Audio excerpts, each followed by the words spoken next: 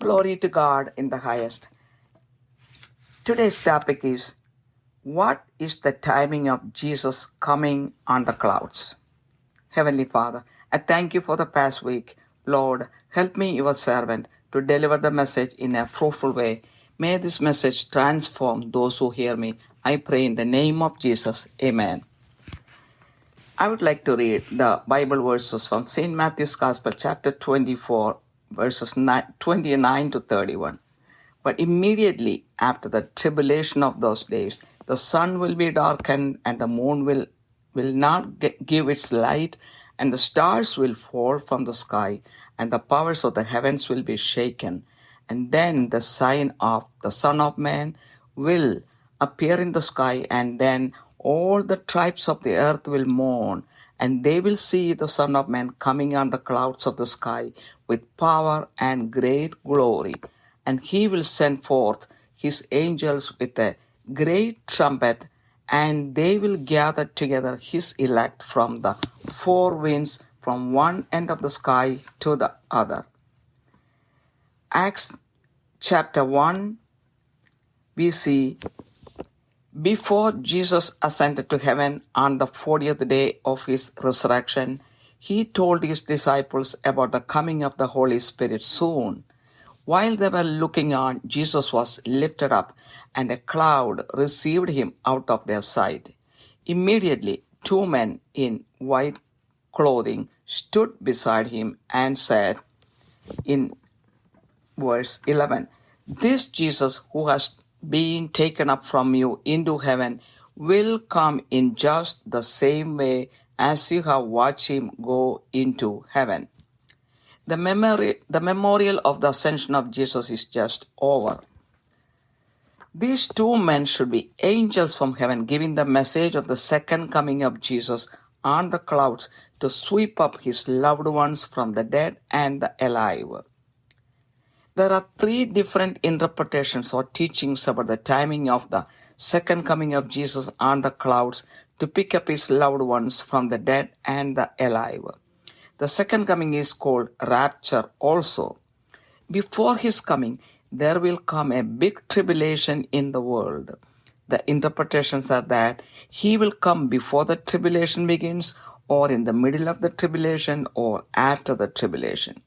The only way we can confirm the timing of the coming of Jesus on the clouds is by reading the Word of God from the Scriptures. According to the Scriptures, the coming of Jesus on the clouds will be towards the end of the tribulation period. The saints of God will be on the earth during the tribulation.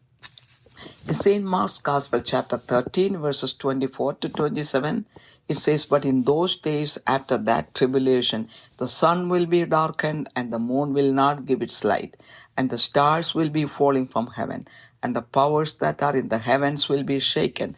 Then they will see the Son of Man coming in clouds with great power and glory.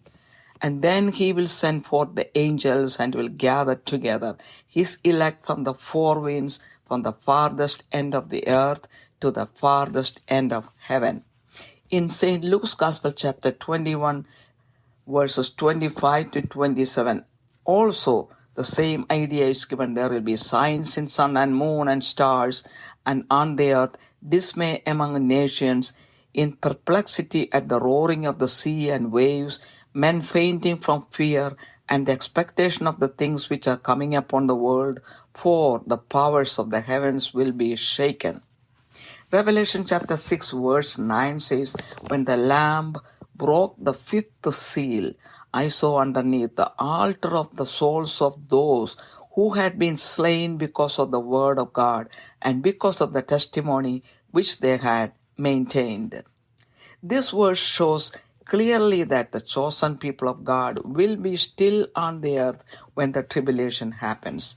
The above verses confirm that first there will be a big tribulation, next the sun will be darkened, the moon will not give light, the stars will fall from the sky, and the powers of the heavens will be shaken. It seems to be a time of total darkness. Then the sign of the Son of Man will appear in the sky, when the tribes of the earth who do not believe in Jesus see this sign in the sky, they will mourn terribly, fearing that something terrible will fall upon them. Lastly, Jesus will come on the clouds of the sky with power and glory. It is not a secret coming. His angels will come with a great trumpet and will gather his elect from one end of the sky to the other. Now let's see how is the coming of Jesus on the clouds.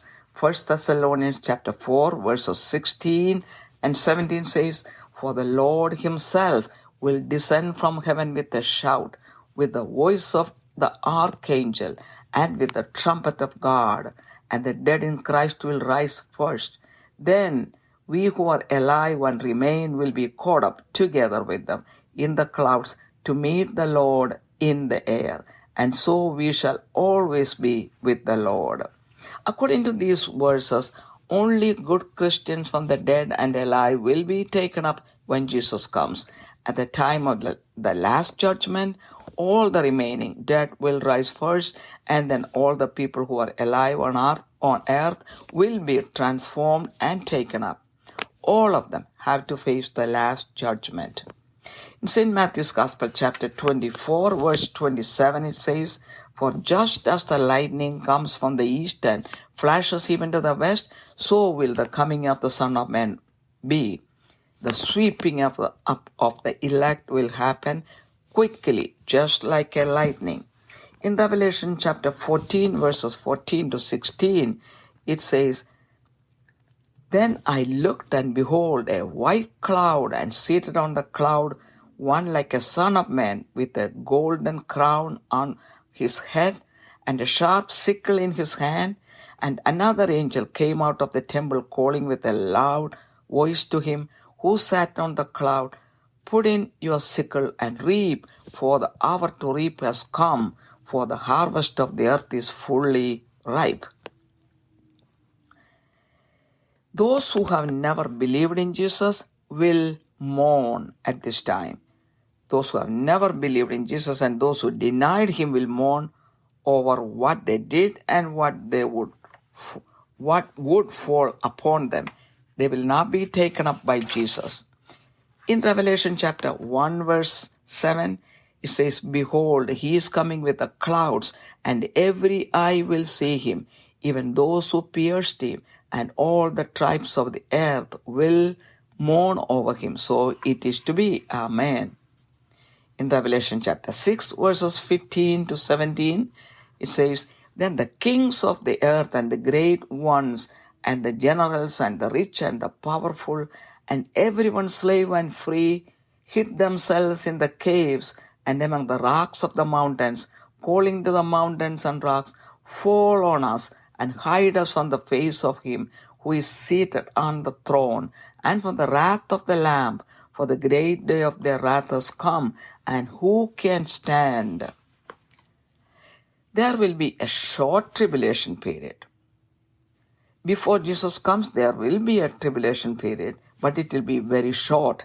The tribulations will be only for a short time because his elect or his loved ones will be still on the earth. St. Mark's Gospel chapter 13 verse 20 says, "Unless the Lord has shortened those days, no life would have been saved, but for the sake of the elect whom he chose, he shortened the days." The book of Joel chapter 2 verse 11 says, "For great is the day of the Lord, and exceedingly terrible. Who can bear it?" Now let's see what kinds of tribulations can happen. First, the coming apostasy. 2 Timothy chapter 3 verses 1 to 5 says, "But realize this, that in the last days difficult times will come, for men will be lovers of self, lovers of money, boastful, arrogant, revilers, disobedient to parents, ungrateful, unholy, unloving, irreconcilable, slanderous, without self-control, brutal, haters of good, treacherous, reckless, conceited, lovers of pleasure than lovers of God, holding to a form of godliness, although they have denied its power. Avoid such men as these." 2. The signs of the end times. In St. Matthew's Gospel, chapter 24, Mark chapter 13, and Luke chapter 21, we see about earthquakes, famine, hatred, lawlessness, wars, love getting cold, betrayal, killing of family members, etc., are the signs of the end times discussed in the chapters. 3. There will be several tribulations during the time of the Antichrist. Who is Antichrist? He will be the supreme authority of the one world government that will be formed soon. The idea of a world government is on the way, even though several of us are not aware of it. He will be against Jesus Christ or God. It is prophesied about him in several places in the Bible. In 2 Thessalonians chapter 2, we see about the coming of Jesus on the clouds. It is said that it will not happen until the Antichrist appears. Verses 3 and 4, let no one in any way deceive you, for it will not come unless the apostasy comes first, and the man of lawlessness is revealed, the son of destruction, who opposes and exiles himself above every so-called God or object of worship, so that he takes his seat in the temple of God. In the book of Daniel chapter 8 verse 14, it says the rule of the Antichrist will be 2300 days. That is a little less than 7 years. The first half of his rule, the 3.5 years, will be appreciated by everyone, but the second half of his rule, the next 3.5 years, will be suffering for the Christians. Let us talk about setting up the abomination of desolation. In the book of Daniel chapter 12 verse 11, it says, from the time that the regular sacrifice is abolished and the abomination of desolation is set up, there will be 1,290 days or 3.5 years. The book of Daniel chapter 7 verse 25, it says, he will speak out against the Most High God. He will intend to make alterations in times and the law, and his vulgar rule will be for 3.5 years. In 2 Thessalonians chapter 2 verse 9, about the Antichrist, it says, the one whose coming is in accord with the activity of Satan, with all power and signs and false wonders, and with all the deception of wickedness for those who perish because they did not receive the love of the truth so as to be saved. In Revelation chapter 13, it gives more details of the rule of the Antichrist, the supporting false prophet, the mark of the beast, and all the evil consequences of his rule. It talks about two beasts. The first beast is the Antichrist, and the second beast is a false prophet. The false prophet will perform great signs. He will make fire come out of heaven to the earth, and he will force everyone to worship the Antichrist. Verse 7 says about the Antichrist, it was also given to him to make war with the saints and overcome them, and the authority over every tribe and people and tongue and nation was given to him. He will take the holy people of He will make the holy people of God suffer in many ways, and he will rule the entire world. The holy people of God will be on the earth during his rule. Revelation 13 verse 5 says, there was given to him a mouth speaking arrogant words and blasphemies, and authority to act for 42 months, that is 3.5 years, was given to him. Daniel chapter 13 verse 8 says, all who dwell on the earth will worship him, everyone whose name has not been written from the foundation of the world in the book of life of the Lamb who has been slain. Antichrist and the false prophet, they are pictured as two beasts. The false prophet, about him, it is said in Revelation chapter 13 verses 11 and 12, the second beast or false prophet will exercise all the authority of the first beast or the Antichrist in his presence.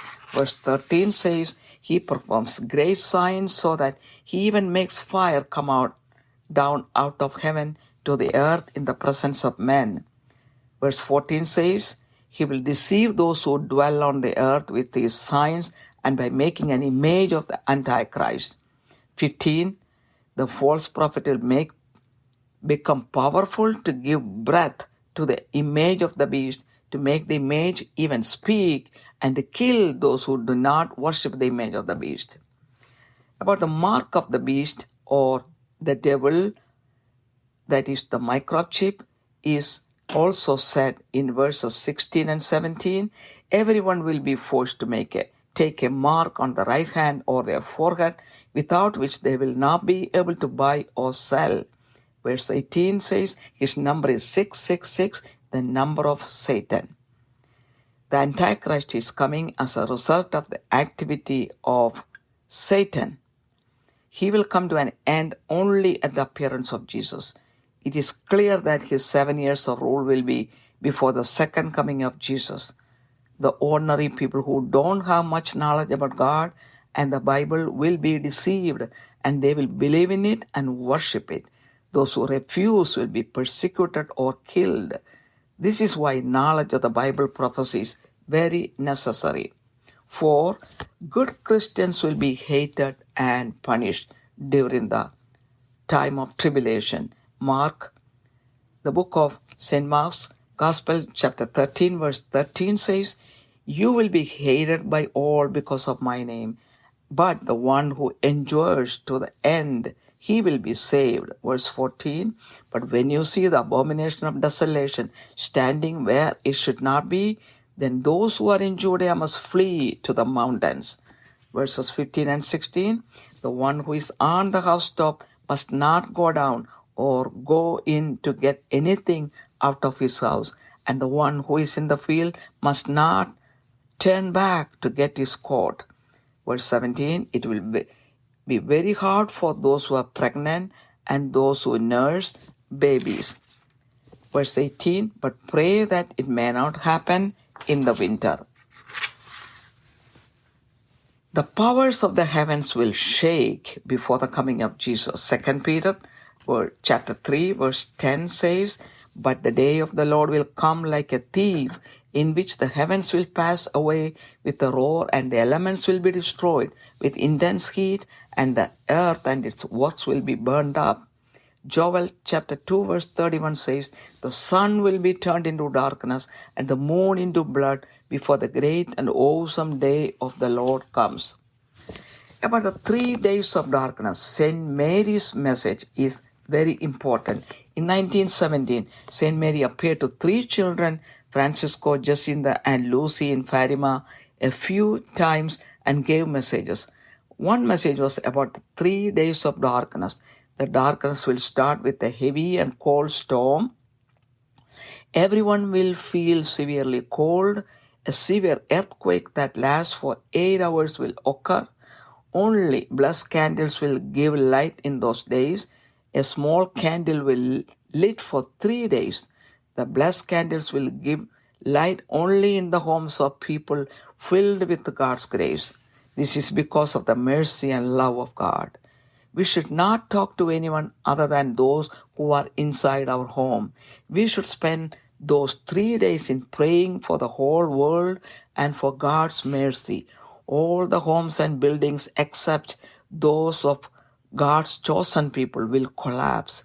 If people who follow other religions stay inside and pray during these 3 days, they will be part of the chosen people too. 2/3 of the entire humanity will die. Because of the darkness, the outside air will be poisonous. Anyone going outside will die. The evil spirits will be set free from the hell. They will wander around to devour anyone they get. They will even imitate the voice of familiar people and knock at our doors. We are not supposed to look outside or open the doors. We are not supposed to touch anything outside, as it will be poisonous. Only after the angels come down and bless the earth, we are supposed to touch anything outside. On the second night, there will be stars in the sky. On the third day, the sun will give light. Francisco and Jacinta died as children, and Lucy, who became a nun, died in 2005 at the age of 97. as prophesied by Saint Mary. Sister Lucia, that is her name, she gave this message to the world. The sign of Jesus on the sky, that's the next thing. Before Jesus comes on the clouds, there will be a sign on the sky. The Bible does not say what sign it will be or how long it will appear. In another message of Saint Mary, it is said that a cross that covers the entire sky will appear before his coming on the clouds. It does not say for how long it will be there. It can be for a few days so that the entire humanity will see it. As God is merciful, he allows it. Next thing is Jesus will come on the clouds in glory. Now let's look at the punishment for people who obey the Antichrist. God will punish those who worship the Antichrist and take the mark of Satan on the hand or forehead. Revelation 14 verse 10 and 11 says, he also will drink of the wine of the wrath of God, which is mixed in full strength in the cup of his anger, and he will be tormented with fire and brimstone in the presence of the holy angels and in the presence of the Lamb. And the smoke of their torment goes up forever and ever. They have no rest day and night, those who worship the beast and his image, and whoever receive the mark of his name. Let's see the punishment for the Antichrist and the false prophet. In 2 Thessalonians chapter 2 verse 8, it says, then that lawless one will be revealed, whom the Lord will slay with the breath of his mouth and bring to an end by the appearance of his coming. Revelation chapter 19 verse 20 says, and the beast was seized, and with him the false prophet, who performed the signs in his presence, by which he deceived those who had received the mark of the beast and those who worshipped his image. Those two were thrown alive into the lake of fire, which burns with brimstone. What's the punishment for the devil? Revelation chapter 20 verse 10 says, and the devil who deceived them was thrown into the lake of fire and brimstone, where the beast and the false prophet are also, and they will be tormented day and night forever and ever.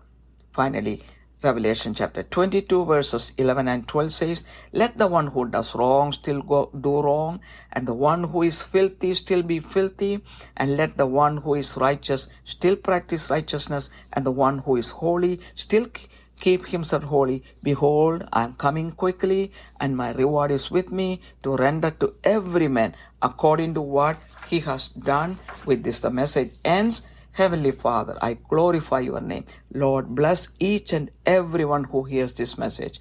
Lord, help everyone to understand and prepare for the impending tribulation, to live a holy life, to act in favor of Jesus in times of trials and persecutions, and to be ready to go with Jesus when he comes on the clouds. I pray in the precious name of Jesus Christ. Amen. ദൈവത്തിരുനാമത്തിന് മഹത്വം ഉണ്ടായിരിക്കട്ടെ. ഇന്നത്തെ ചിന്താവിഷയം, യേശു വാനമേഘങ്ങളിൽ വരുന്ന കാലഘട്ടം ഏത്? കാരുണ്യവാനായ സ്വർഗ്ഗസ്ഥ പിതാവേ, കഴിഞ്ഞ ഒരാഴ്ചയ്ക്കായി നന്ദി പറയുന്നു. ഇന്നത്തെ സന്ദേശം വേണ്ടതുപോലെ മറ്റുള്ളവരിലേക്ക് കൈമാറുവാൻ ഈ ദാസിയെ സഹായിക്കണമേ. കേൾക്കുന്നവരിൽ ഒരു രൂപാന്തരം ഉണ്ടാകുവാൻ ഇടയാക്കണമേ. യേശുവിന്റെ നാമത്തിൽ തന്നെ ആമേൻ. ആദ്യമായി അല്പം ദൈവവചനം വായിക്കട്ടെ. വിശുദ്ധ മത്തായിയുടെ സുവിശേഷം 24 അധ്യായം 29 മുതൽ 31 വരെയുള്ള വചനങ്ങൾ. ആ കാലത്തിലെ കഷ്ടം കഴിഞ്ഞ ഉടനെ സൂര്യൻ ഇരുണ്ടുപോകും, ചന്ദ്രൻ പ്രകാശം കൊടുക്കാതിരിക്കും, നക്ഷത്രങ്ങൾ ആകാശത്തു നിന്ന് വീഴും, ആകാശത്തിലെ ശക്തികൾ ഇളകിപ്പോവും. അപ്പോൾ മനുഷ്യപുത്രന്റെ അടയാളം ആകാശത്ത് വിളങ്ങും. അന്ന് ഭൂമിയിലെ സകല ഗോത്രങ്ങളും പ്രലാപിച്ചുകൊണ്ട് മനുഷ്യപുത്രൻ ആകാശത്തിലെ മേഘങ്ങളിന്മേൽ മഹാശക്തിയോടും തേജസ്സോടും കൂടെ വരുന്നത് കാണും. അവർ തന്റെ ദൂതന്മാരെ മഹാകാകളധ്വനിയോടും കൂടെ അയക്കും. അവർ അവന്റെ വൃതന്മാരെ ആകാശത്തിന്റെ അറുതി മുതൽ അറുതി വരെയും 4 ദിക്കിൽ നിന്നും കൂട്ടിച്ചേർക്കും. അപ്പോസ്തല പ്രവർത്തികൾ 1 അധ്യായത്തിൽ നമുക്ക് കാണാം, കർത്താവിന്റെ സ്വർഗാരോഹണം ജസ്റ്റ് ആഘോഷിച്ചു കഴിഞ്ഞ സമയമാണിത്. അപ്പോസ്തല പ്രവർത്തികൾ 1 അധ്യായത്തിൽ യേശു 40-ാം ദിവസം സ്വർഗത്തിലേക്ക് പോയപ്പോൾ പരിശുദ്ധാത്മാവിനെ ശിഷ്യന്മാർക്ക് വാഗ്ദാനം ചെയ്തിട്ടാണ് പോയത്. അവർ യേശു മുകളിലേക്ക് പോകുമ്പോൾ വാനമേഘങ്ങളിലേക്ക് എടുക്കപ്പെട്ടപ്പോൾ, മേഘം വന്ന് കവർ ചെയ്തപ്പോൾ, ഇങ്ങനെ നോക്കിക്കൊണ്ടിരുന്നപ്പോൾ 2 പേര്, വെള്ള വസ്ത്രധാരികളായ 2 പുരുഷന്മാർ അടുത്ത് വന്നു നിന്ന് അതിന്റെ 11-ാമത്തെ വചനത്തിൽ അവർ പറയാണ്, ഗലീല പുരുഷന്മാരെ, നിങ്ങൾ ആകാശത്തിലേക്ക് നോക്കി നിൽക്കുന്ന എന്ത്? നിങ്ങളെ വിട്ട് സ്വർഗാരോഹണം ചെയ്ത ഈ യേശുവിനെ സ്വർഗത്തിലേക്ക് പോകുന്നവനായി നിങ്ങൾ കണ്ടതുപോലെ തന്നെ അവൻ വീണ്ടും വരും എന്ന് പറഞ്ഞു. അപ്പോൾ യേശു ക്രിസ്തുവിന്റെ 2ാമത്തെ വരവിനെ കുറിച്ചാണ് ദൈവദൂതന്മാര് ശിഷ്യന്മാരെ അപ്പോൾ ഓർപ്പിച്ചത്. 2ാമത് യേശു വരുന്നത് മരിച്ചവരിൽ നിന്നും ജീവിച്ചവരിൽ നിന്നും ആയിട്ടുള്ള ഏറ്റവും നല്ലവരായ ക്രിസ്ത്യാനികളെ കൊണ്ടുപോകുവാനായിട്ടാണ്. എന്നാൽ യേശു എപ്പോഴാണ് വാനമേഘങ്ങളിൽ വരുന്നതെന്നുള്ളതിനെക്കുറിച്ച് 3 ചിന്താവിഷയങ്ങളാണുള്ളത്. യേശു വരുന്നതിന് മുമ്പ് ഒരു വലിയ കഷ്ടം ഭൂമിയിൽ ഉണ്ടായിരിക്കും എന്നുള്ളത് എല്ലാവരും സമ്മതിക്കുന്ന കാര്യമാണ്. വചനത്തിൽ അതുണ്ട്. എന്നാൽ ഈ കഷ്ടം കഴിഞ്ഞിട്ട് എപ്പോഴാണ് വരുന്നതെന്നുള്ളതിനെക്കുറിച്ച് ഒരു തർക്ക വിഷയം പോലെയാണ്. ഈ കഷ്ടങ്ങളുടെ മുൻപ് വരും എന്ന് കുറച്ച് പേര് വിശ്വസിക്കുന്നു, കഷ്ടങ്ങളുടെ നടുവിൽ വരുമെന്ന് വിശ്വസിക്കുന്നു, കഷ്ടങ്ങൾ കഴിഞ്ഞ ശേഷം വരുമെന്ന് കുറെ പേര് വിശ്വസിക്കുന്നു. എന്നാൽ ഇതിന് നമുക്ക് ആധാരമാക്കാൻ പറ്റുന്ന ദൈവവചനം മാത്രമാണ്. ദൈവവചനം ആഴമായി നോക്കിയാൽ ഈ കഷ്ടങ്ങൾ കഴിഞ്ഞിട്ട് മാത്രമേ യേശുക്രിസ്തു വാനമേഘങ്ങളിൽ വരികയുള്ളൂ എന്ന് വ്യക്തമാണ്. അതിന് തക്കതായിട്ടുള്ള വചനഭാഗം നമുക്ക് കൂടുതലായിട്ട് നോക്കാം. വിശുദ്ധ മർക്കോസിന്റെ സുവിശേഷം 13-ാം അധ്യായം 24 മുതൽ 27 മുതലുള്ള വചനങ്ങളിൽ പറയുന്നത്, എങ്കിലോ ആ കാലത്തെ കഷ്ടം കഴിഞ്ഞ ശേഷം സൂര്യൻ ഇരുണ്ടു പോവുകയും ചന്ദ്രൻ പ്രകാശം കൊടുക്കാതിരിക്കുകയും ആകാശത്ത് നക്ഷത്രങ്ങൾ വീണുകൊണ്ടിരിക്കുകയും ആകാശത്തിലെ ശക്തികൾ ഇളകിപ്പോവുകയും ചെയ്യും. അപ്പോൾ മനുഷ്യപുത്രൻ വലിയ ശക്തിയോടും തേജസ്സോടും കൂടെ മേഘങ്ങളിൽ വരുന്നത് അവർ കാണും. അന്ന് അവൻ തന്റെ ദൂതന്മാരെ അയച്ച് തന്റെ പദന്മാരെ ഭൂമിയുടെ അറുതി മുതൽ ആകാശത്തിന്റെ അറുതി വരെ 4 ദിക്കിൽ നിന്നും കൂട്ടിച്ചേർക്കുമെന്ന്.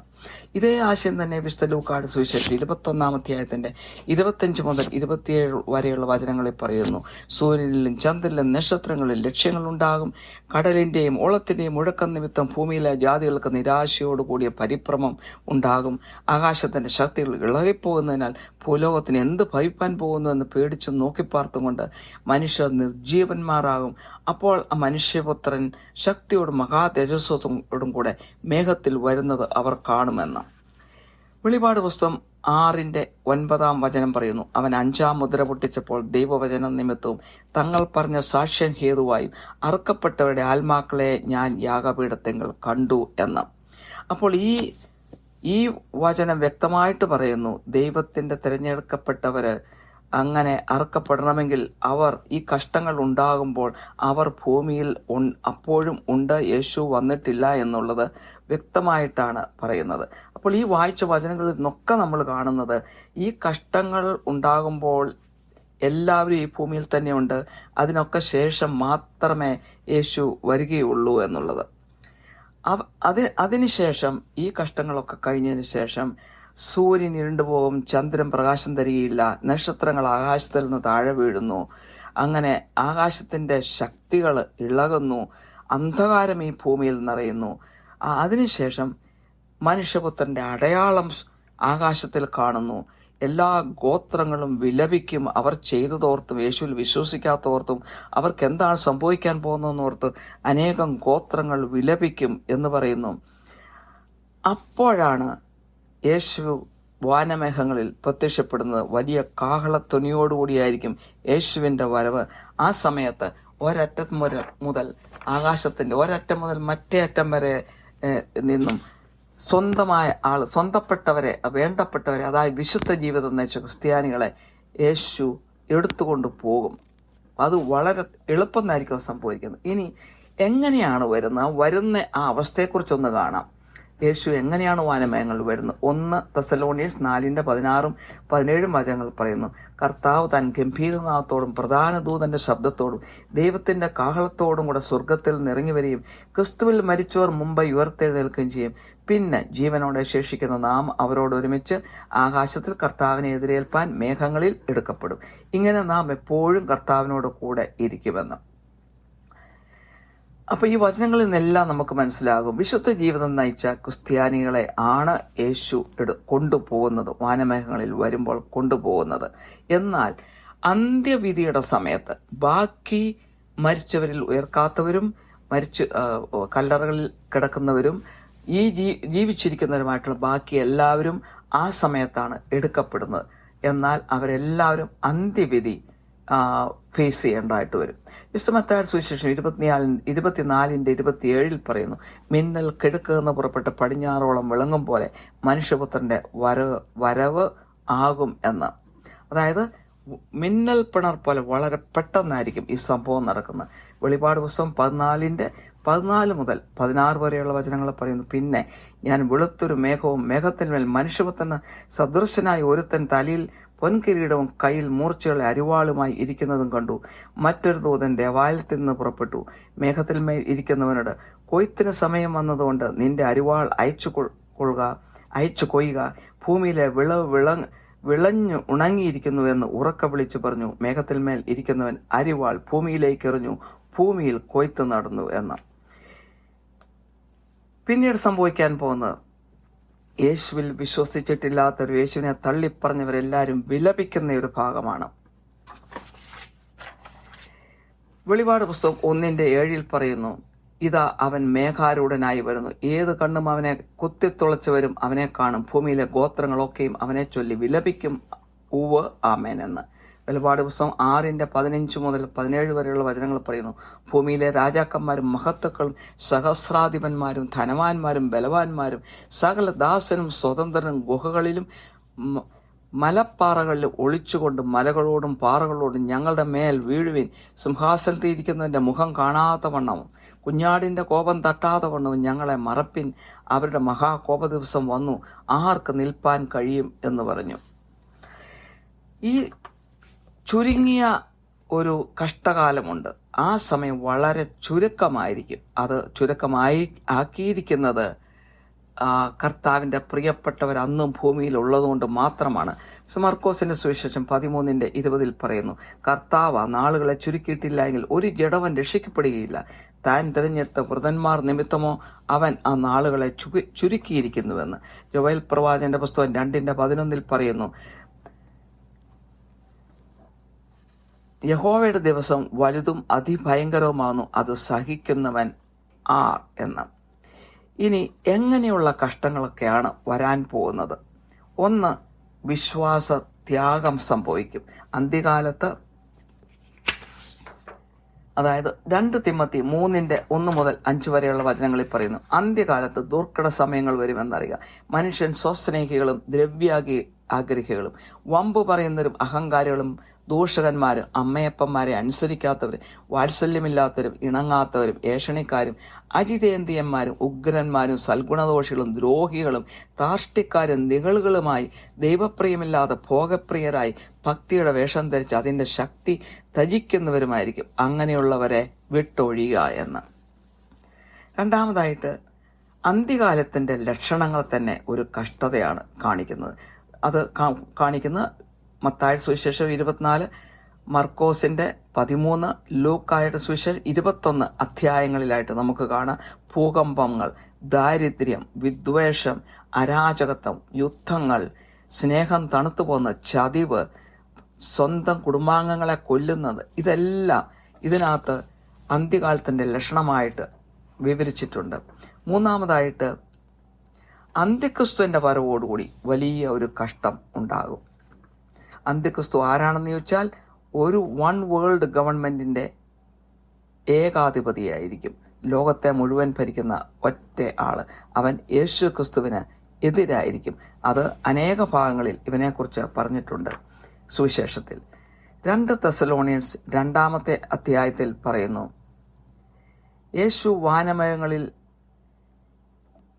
വരുന്നത് അന്ത്യക്രിസ്തുവിന്റെ വരവിന് മുമ്പായിരിക്കില്ല എന്ന് പറഞ്ഞു. അവന്റെ വരവിന് ശേഷം മാത്രമേ വരുള്ളൂ എന്ന് അതിന്റെ 3, 4 വചനങ്ങൾ പറയുന്നു. ആരും ഏത് വിധേന നിങ്ങളെ ചതിക്കരുത്. ആദ്യമേ വിശ്വാസത്യാഗം സംഭവിക്കും. നാശയോഗ്യനും അധർമ്മമൂർത്തിയുമായവൻ വെളിപ്പെടുകയും വേണം. അവൻ ദേവാലയത്തിൽ ഇരുന്നുകൊണ്ട് ദൈവം എന്ന് നടിച്ച് ദൈവമെന്നോ പൂജാവിഷയമെന്നോ പേരുള്ള സകലത്തിനും മീതെ തന്നെത്താൻ ഉയർത്തുന്ന എതിരാളി അത്രയെന്ന്. അരാജകത്വവും നാശവും വിതയ്ക്കുന്നവനാണ് അവൻ ദൈവത്തിന് മുകളിൽ അവനെ തന്നെ ഉയർത്തും. ദൈവത്തിൻ്റെ സിംഹാസനത്തിൽ തന്നെ അവൻ, ദേവാലയത്തിൽ തന്നെ അവനെ തന്നെ പ്രതിഷ്ഠിക്കും. ദാനിയേൽ പ്രവാചകന്റെ പുസ്തകം 8:14 പറയുന്നു, അവന്റെ ഭരണം 2300 ദിവസമായിരിക്കുന്നത് എന്ന്. അതായത് 7 വർഷത്തിന് അല്പം ദിവസം കുറച്ച് മാത്രം. അവന്റെ ആദ്യത്തെ 3.5 വർഷം വളരെ നല്ലതായിരിക്കും, എല്ലാവരും അവനെ അഭിനന്ദിക്കും. എന്നാൽ അവന്റെ രണ്ടാമത്തെ 3.5 വർഷം, അവസാനത്തെ ആ 3.5 വർഷം കഷ്ടം നിറഞ്ഞതായിരിക്കും. ക്രിസ്ത്യാനികൾക്ക് വളരെയധികം കഷ്ടതയിൽ കൂടി കടന്നു പോകേണ്ടതായിട്ട് വരും. അടുത്തതായിട്ട് ശൂന്യമാക്കുന്ന മ്ലേച്ഛ ബിംബത്തെ പ്രതിഷ്ഠിക്കുന്ന ഒരു സംഭവം അവന്റെ സമയത്ത്. ദാനിയേൽ പ്രവാചകന്റെ പുസ്തകം 12:11 പറയുന്നു, നിരന്തര ഹോമയാഗം നിർത്തലാക്കുകയും ശൂന്യമാക്കുന്ന മ്ലേച്ഛ ബിംബത്തെ പ്രതിഷ്ഠിക്കുകയും ചെയ്യുന്ന കാലം മുതൽ 1290 ദിവസമായിരിക്കുമെന്ന്. അതായത് അവസാനത്തെ 3.5 വർഷം. ദാനിയേലിന്റെ 7:25 പറയുന്നു, അവൻ അത്യുന്നതനായവന് വിരോധമായി വമ്പു പറയും, അത്യുന്നതനായവന്റെ വിശുദ്ധന്മാരെ ഒടുക്കിക്കളയും, സമയങ്ങളെയും നിയമങ്ങളെയും മാറ്റുവാൻ ശ്രമിക്കുകയും ചെയ്യും. കാലാംശവും അവർ അവന്റെ കയ്യിൽ ഏൽപ്പിക്കപ്പെട്ടിരിക്കുമെന്ന്. 2 തെസ്സലോണിയൻസ് 2:9 പറയുന്നു അന്തിക്രിസ്തുവിനെ കുറിച്ച്, അധർമ്മമൂർത്തിയുടെ പ്രത്യക്ഷത നശിച്ചു പോകുന്നവർക്ക് സാത്താന്റെ വ്യാപാര ശക്തിക്ക് ഒത്തവണ്ണം വ്യാജമായ സകല ശക്തിയോടും അടയാളങ്ങളോടും അത്ഭുതങ്ങളോടും അനീതയുടെ സകല വഞ്ചനയോടും കൂടെ ആയിരിക്കുമെന്ന്. വെളിപാട് പുസ്തകം 13-ാം അന്തിക്രിസ്തുവിനെ കുറിച്ച് വളരെ ഡീറ്റെയിൽഡ് ആയിട്ട് അവിടെ സംഗതികൾ പറഞ്ഞിട്ടുണ്ട്. അന്തിക്രിസ്തുവിനെ കുറിച്ചും അവനെ സപ്പോർട്ട് ചെയ്യുന്ന കള്ളപ്രവാചകനെക്കുറിച്ചും പിശാചിന്റെ മുദ്രയെക്കുറിച്ചും അതൊക്കെ എടുത്താലുണ്ടാകുന്ന പരിണത ഫലത്തെക്കുറിച്ചും മനുഷ്യൻ അനുഭവിക്കുന്ന എന്തായിരിക്കുന്നതിനെക്കുറിച്ചൊക്കെ പറയുന്നു. 2 മൃഗങ്ങളെക്കുറിച്ച് പറയുന്നു. ആദ്യത്തെ മൃഗം അന്ത്യക്രിസ്തുവാണ്, രണ്ടാമത്തെ മൃഗം ഈ കള്ളപ്രവാചകനാണ്. ഈ കള്ളപ്രവാചകൻ പല അത്ഭുതങ്ങളും പ്രവർത്തിക്കും. ആകാശത്തിൽ നിന്ന് തീ ഇറക്കി വരെ അത്ഭുതങ്ങൾ അവൻ കാണിക്കും. അപ്പോൾ അതുതന്നെയുമല്ല, അവൻ ഈ അന്ത്യക്രിസ്തുവിനെ ദൈവമായിട്ട് ആരാധിക്കണമെന്ന് മനുഷ്യനെ നിർബന്ധിക്കുകയും ചെയ്യും. വെളിപാട് പുസ്തകം 13:7 അവനെക്കുറിച്ച്, അന്ത്യക്രിസ്തുവിനെ കുറിച്ച് പറയുന്നു, വിശുദ്ധന്മാരോട് യുദ്ധം ചെയ്ത് അവരെ ജയിപ്പാനും അതിന് അധികാരം ലഭിച്ചു, സകല ഗോത്രത്തിന്മേലും വംശത്തിന്മേലും ഭാഷമേലും ജാതിമേലും അധികാരം ലഭിച്ചു എന്ന്. അപ്പോൾ ദൈവത്തിൻ്റെ വിശുദ്ധരെ പല രീതിയിൽ സഹിക്കുവാനായിട്ട് അവൻ വിട്ടുകൊടുക്കും. അവർക്ക് ഒത്തിരി കഷ്ടപ്പാടുകൾ ആ സമയത്തുണ്ടാകും. കാരണം അവനാണല്ലോ ഭരിക്കുന്നത്. ദൈവത്തിൻ്റെ ആളുകളെ ദൈവത്തിൻ്റെ രീതിയിൽ ദൈവത്തെ ആരാധിക്കാൻ അവൻ സമ്മതിക്കുകയില്ല. അതിന് പകരം അവനെ തന്നെ ആയിരിക്കണം ആ സമയത്ത് ആരാധിക്കേണ്ടത്. അതിൻ്റെ 5-ാമത്തെ വചനം പറയുന്നു, വമ്പും ദൂഷണവും സംസാരിക്കുന്ന വായ അതിന് ലഭിച്ചു, 42 മാസം പ്രവർത്തിപ്പാൻ അധികാരവും ലഭിച്ചു. അതായത് 3.5 വർഷം, അവൻ്റെ അവസാനത്തെ 3.5 വർഷത്തെ ഭരണം. ദാനിയേൽ പ്രവാചകന്റെ 13:8 പറയുന്നു, ലോകസ്ഥാപനം മുതൽ അറുക്കപ്പെട്ട കുഞ്ഞാടിൻ്റെ ജീവപുസ്തകത്തിൽ പേർ എഴുതിയിട്ടില്ലാത്ത ഭൂവാസികളൊക്കെയും അതിനെ നമസ്കരിക്കും എന്ന്. അതായത് അവൻ്റെ പ്രതിമയുണ്ടാക്കി അവനാണ് ദൈവമെന്ന് പറഞ്ഞ് ഈ കള്ളപ്രവാചകൻ എല്ലാവരെയും അവനെ നമസ്കരിക്കുവാനും അവനെ ആരാധിക്കുവാനും നിർബന്ധിക്കും. ഈ കള്ളപ്രവാചകനെ കുറിച്ച് വെളിപാട് പുസ്തകം 13:11, 12 അധ്യായങ്ങളിൽ വ്യക്തമായിട്ട് പറഞ്ഞിട്ടുണ്ട്. അതായത് ഈ അധികാരം മുഴുവനും അവൻ ഈ കള്ളപ്രവാചകൻ ഈ അന്ത്യക്രിസ്തുവിന് കൊടുപ്പിക്കുകയാണ് ചെയ്യുന്നത്. മനുഷ്യരെ ഫോഴ്സ് ചെയ്യുകയാണ് ചെയ്യുന്നത് അതിനു വേണ്ടിയിട്ട്. 13-ാമത്തെ വചനം പറയുന്നു ഈ കള്ളപ്രവാചകനെ കുറിച്ച്, അത് മനുഷ്യൻ കാണുക ആകാശത്ത് നിന്ന് ഭൂമിയിലേക്ക് തീ ഇറങ്ങുമാർ വലിയ അടയാളങ്ങൾ പ്രവർത്തിക്കും. 14-ാമത്തെ വചനം, മൃഗത്തിൻ്റെ മുമ്പിൽ പ്രവർത്തിപ്പാൻ തനിക്ക് ബലം കിട്ടിയ അടയാളങ്ങളെ കൊണ്ട് ഭൂവാസികളെ തെറ്റിക്കുകയും വാളാൽ മുറിവേറ്റിട്ടും ജീവിച്ച മൃഗത്തിന് പ്രതിമയുണ്ടാക്കുവാൻ ഭൂവാസികളോട് പറയുകയും ചെയ്യുമെന്ന്. 15-ാമത്തെ വചനത്തിൽ നമ്മൾ കാണുന്നു, അവൻ ഈ പ്രതിമയ്ക്ക് ശ്വാസം കൊടുക്കുന്നതായിട്ട് അവൻ ഈ പ്രതിമയെ കൊണ്ട് സംസാരിപ്പിക്കുന്നു. ഈ പ്രതിമയെ എല്ലാവരും ആരാധിക്കുവാൻ എല്ലാവരെയും ഫോഴ്സ് ചെയ്യുന്നതാണ്. ഇതെല്ലാം കള്ളപ്രവാചകം ചെയ്യുന്ന കാര്യങ്ങളാണ്. ഇത് സാത്താൻ്റെ ശക്തി കൊണ്ടാണ് ഇതെല്ലാം നടക്കുന്നത്. ദൈവത്തിൻ്റെ പരിശുദ്ധാത്മാവാലല്ല ഈ സംഭവങ്ങളൊന്നും നടക്കുന്നത്. ഇനി സാത്താൻ്റെ മുദ്രയെക്കുറിച്ച് അതിൻ്റെ 16ഉം 17ഉം വചനങ്ങളിൽ കാണുന്നു.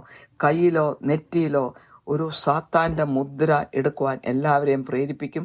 ആ മുദ്രയില്ലാതെ ആർക്കും ഒരു സാധനം വാങ്ങിക്കുവാനോ കൊടുക്കുവാനോ ഒക്കാത്ത സാഹചര്യം വരും. ആ മുദ്രയുടെ നമ്പറാണ്, അത് സാത്താൻ്റെ നമ്പറാണ് 666. അതായത് സാത്താൻ്റെ പ്രവൃത്തി കൊണ്ടാണ് ഈ അന്ത്യക്രിസ്തു വരുന്നത്. അവൻ്റെ എല്ലാ അധികാരവും സാത്താനിൽ നിന്നാണ് ലഭിക്കുന്നത്.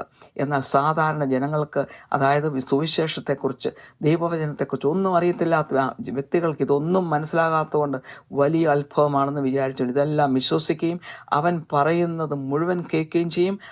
അങ്ങനെ തന്നെ അവർ ശിക്ഷയിൽ അകപ്പെടുകയും ചെയ്യും. നാലാമത്, നല്ല ക്രിസ്ത്യാനികളെ അവരുടെ ആൾക്കാർ വെറുക്കും, അവരെ ശിക്ഷിക്കുകയും ചെയ്യും.